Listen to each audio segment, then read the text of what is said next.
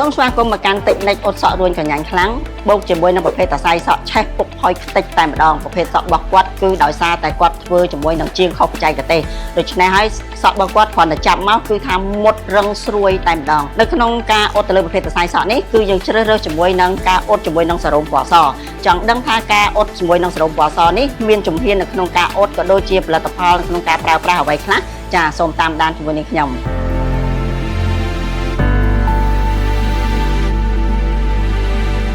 ចឹងមុននឹងចូលដល់ការអ៊ុតសារ៉ូមនេះខ្ញុំសូមឲ្យបងប្អូនដឹងអំពីផលិតផលនៅក្នុងការចាប់ដើមរហូតដល់បញ្ចប់តើយើងប្រើផលិតផលអីគេខ្លះដើម្បីដោះស្រាយទៅលើប្រភេទសរសៃសក់បែបនេះជាដំបូងគឺបងប្អូនត្រូវការកក់ជាមួយនឹងសាប៊ូខ្លាំងជាមុនសិន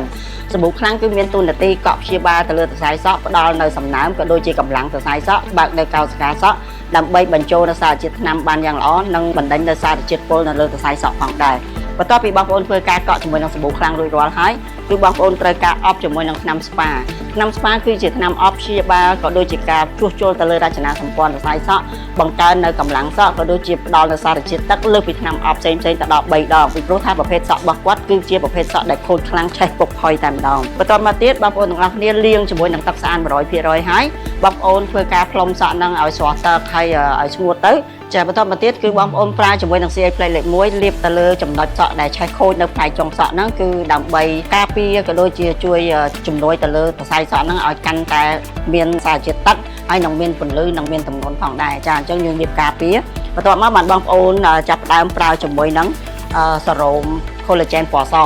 តួនាទីនៃសារ៉ូម collagen ពណ៌សគឺដោះស្រាយទៅលើបញ្ហាសរសៃសក់ដែលរួញខ្លាំងចាកម្លាំងសក់ដែលរួញខ្លាំងគឺជាកម្លាំងសក់ដែលរឹងមាំអញ្ចឹងបងប្អូនទាំងអស់គ្នាអាចជ្រើសរើសបានជាមួយនឹងសារ៉ូមសហើយនៅក្នុងការប្រើនេះផងដែរគឺលាយជាមួយនឹងទឹកក្តៅអញ្ចឹងបងប្អូនធ្វើការលាយជាមួយនឹងទឹកក្តៅហើយចាប់ផ្ដើមធ្វើការដាក់នៅលើសរសៃសក់ពីគល់សក់រហូតដល់ចុងសក់ដាក់ហើយយើងធ្វើការឆែកធ្វើម៉េចឲ្យសារ៉ូមនឹងជ្រាបចូលទៅក្នុងសរសៃសក់ 100% ទទួលបាននៅពន្លឺរលោងហើយនឹងសំណើមគ្រប់គ្រាន់ទើបយើង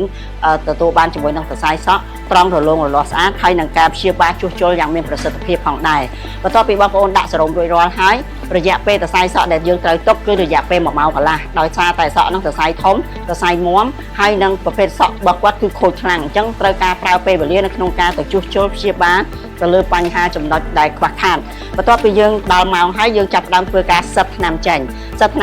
អស់ 100% ហើយទើបបងប្អូនចាប់ផ្ដើមធ្វើការបាញ់ជាមួយនឹងអាហារសក់ដើម្បីការពារនៅកម្ដៅក៏ដូចជាទប់នៅកម្ដៅម៉ាស៊ីនគៀបហើយនឹងកំប៉ុងផ្លុំនឹងធ្វើឲ្យសរសៃសក់របស់បងប្អូនកាន់តែរលោងហើយនឹងកាន់តែមានកម្លាំងផងដែររួចហើយចាំបងប្អូនធ្វើការលាបជាមួយនឹងសារ៉ូម CH ដើម្បីផ្ដល់នូវសារជាតិទឹកពីព្រោះឲ្យសក់គាត់ត្រូវការជាតិទឹកខ្លាំងមែនតើរលោងក៏អត់ជាតិទឹកក៏អត់ស្ងួតហើយពុកផុយស្រាលអញ្ចឹងយើងលាបសារ៉ូមនេះរួចរាល់ហើយទើបធ្វើការផ្លុំផ្លុំឲ្យស្ងួតហើយធ្វើការគៀបឲ្យឆ្អិនអញ្ចឹងរួចជាការស្រេចបន្ទាប់មកបងប្អូនទាំងអស់គ្នាទទួលបានសរសៃសក់ត្រង់រលោងរលាស់ស្អាតអញ្ចឹង